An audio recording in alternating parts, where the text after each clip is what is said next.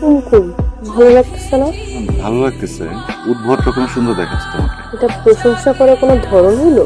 না মানে কুমকুমটা দিছো একদম বিয়ের বউয়ের মতো, শাড়িটা তো দূর দূর পর্যন্ত বিয়ের সাথে কোনো সম্পৃক্ততা পাচ্ছি না, এই একটু মানে উদ্ভট রকমেরই সুন্দর দেখাচ্ছে। বাসা থেকে পালাই বের হয়েছি, বিয়ের শাড়ি পরে পালাবো? আর বলছো তো এক কাপড়ে বের হয়ে আসতে, এক কাপড়েই বের হয়েছি, কোনো ব্যাগও নেইনি।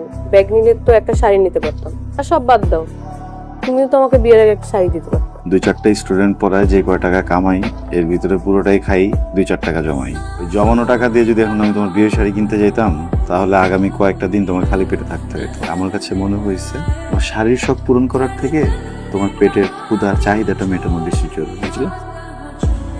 ঠিক আছে। বাসর রাতে মানুষজন কি করে? আমি না আসলে রেডি না। ঠিক আছে, আবার রেডি হবো, চলো রেডি হই। বোকা, মেন্টালি রেডি না।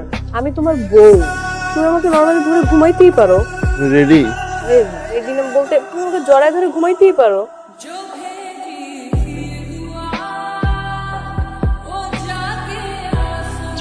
আচ্ছা, তুমি আমাকে গুড় ডাকো কেন? কারণ তুমি মিষ্টি। চিনিও তো মিষ্টি। তুমি মিষ্টি, চিনিতে ক্ষতি, গুড়ে কোনো ক্ষতি নেই। তুমি আমার জন্য তোমার ফ্যামিলি, বাবা মা সবাইকে ছেড়ে চলে আসছো, আমি যদি কোনো ক্ষতি করতাম তখন?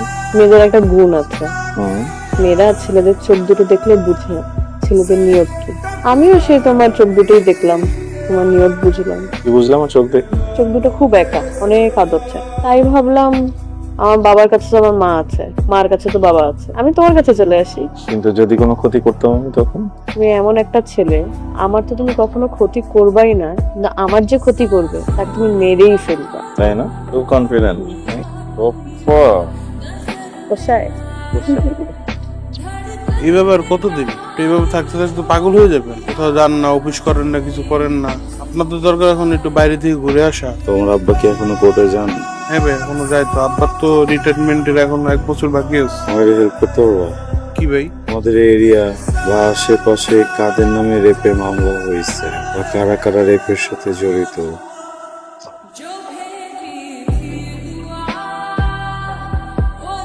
এত নড়াচড়া করা যাবে না, তো নড়াচড়া করলে তো বিপদ।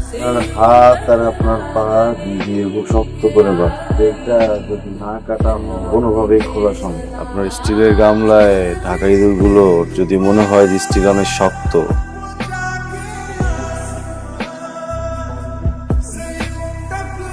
পৃথিবী খুব অদ্ভুত জায়গা, বুঝলেন?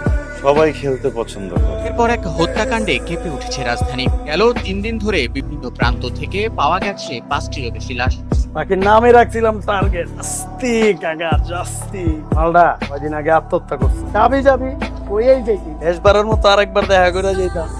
এই মারতাছস কে? কি করছি আমি? টাকা লাগবো, টাকা দিব, কত লাগবো ক?